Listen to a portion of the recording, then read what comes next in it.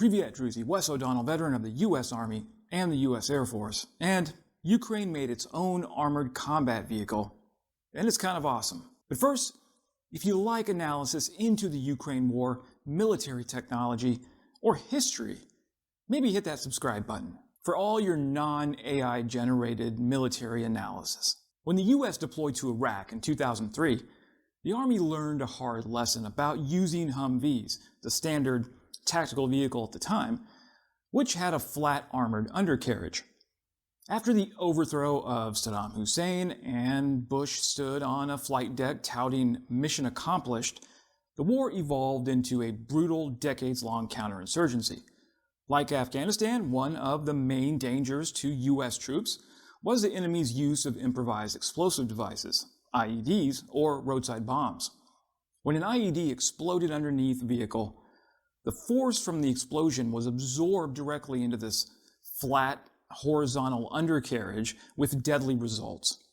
It got so bad that troops would often sit on their flak vests rather than wear them because the danger of an explosion from below was so life-threatening. You can see here in this photo of my Humvee that I took when I was in the sandbox, no armor. And by the way, I just noticed now, all these years later, that our M240 Bravo machine gun doesn't have a drum. It's just this pathetic belt of like 20 rounds hanging out the side of it. The Army eventually recognized the need for a new light combat vehicle for the troops. And the mine-resistant ambush-protected truck, or MRAP, was born. Now, the main feature of these new vehicles was MRAPs have a V-shaped hull to deflect explosive forces from landmines or IEDs below the vehicle, protecting the passengers. In fact, NATO invented a new force protection standard for all future vehicles called STANAG 4569 Level 3 Protection, which said that all vehicles would be designed to protect against kinetic energy attacks, grenade and mine blast threats, and artillery attacks. Now, the Army has since moved on to the Oshkosh Defense JLTV, or Joint Light Tactical Vehicle. But now, Ukraine is manufacturing its own homegrown light tactical vehicle, and I have to say that I want one for myself, just so I can intimidate my homeowners association when they say I can't park it in my driveway. Earlier this year, Ukrainian company Ingur unveiled its Ingur 3 multirole armored vehicle, saying they designed it using feedback from real combat experience gained by the soldiers of the armed forces of Ukraine. A few days ago, Ingur released a video showing fighters of the 6th Battalion of the 12th Special Purpose Brigade, Azov, showing off its capabilities in the Serebryantski Forest. In essence, the Ingur 3 is an MRAP-class armored truck running at about 356 horsepower, sporting an automatic Allison transmission, and has run-flat tires that can take a bullet and shrapnel and keep moving.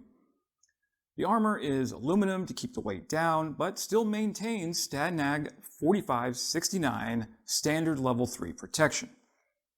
But the best part of Ukraine's new truck may be its modularity. The vehicle can be configured in 14 different ways depending on the needs of the mission, from a fire support vehicle to a medical evacuation truck. The 6x6 wheeled version can even be used as an MLRS platform for firing rockets, or even an artillery system carrier. The mobile artillery system actually is the most intriguing to me. We know that Ukraine secretly received an experimental artillery system in April that will make shoot and scoot much easier. This experimental howitzer system is called the 2CT Hawkeye and consists of a 105mm howitzer mounted on a light tactical vehicle.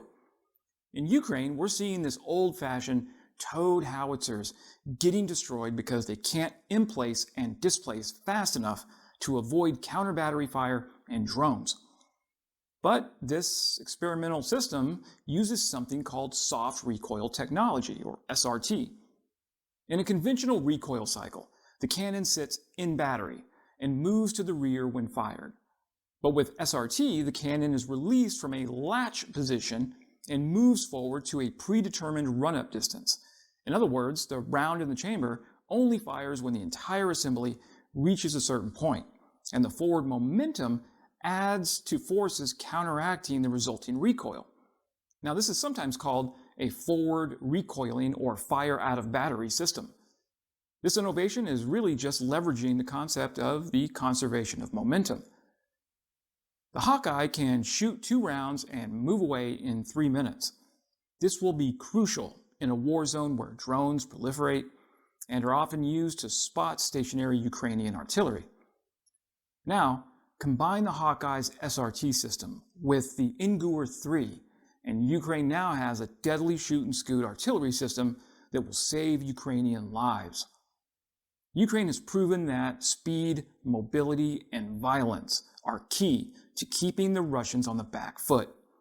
Russia thrives in a static, defensive, slow-moving war of attrition. But Ukraine's Thunder Run in late 2022, and now its lightning invasion into Kursk, show that Ukraine is at its best when it can move fast and break things. Now, I'm not saying heavy armor is obsolete. There's still a time and a place for tanks, but Ukraine seems to recognize the value of speed on the battlefield.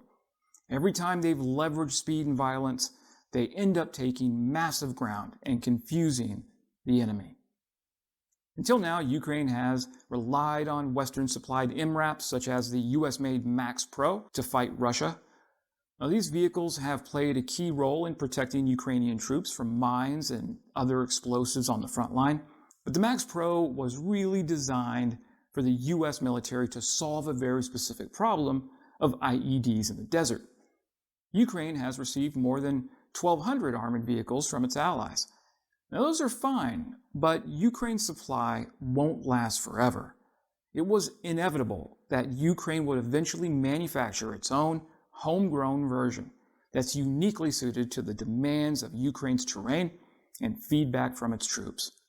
The Ingur 3 is one such vehicle, built to NATO force protection specifications, maybe for future export, and designed with input from soldiers on the front lines, using real-world lessons learned.